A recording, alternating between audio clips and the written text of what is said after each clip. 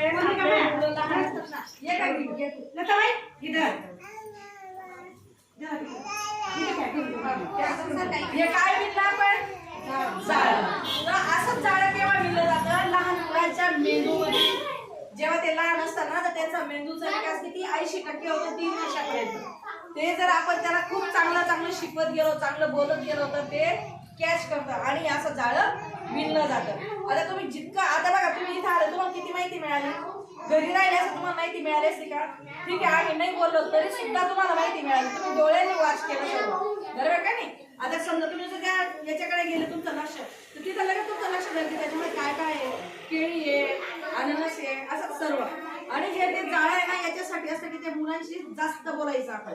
जेवढं जास्त आपण लहान मुलांशी बोलू तेवढा त्यांचा मेंदूचा विकास जास्त होईल. म्हणजे हे किती झालं आपण एवढं झालं बोललो समजा एका बाळाशी तर इतकं दाट जाळं झालं, बरोबर आहे? आता आपण बघा गोळा कर. आता आपण बघा दोन लोक आहेत घरात,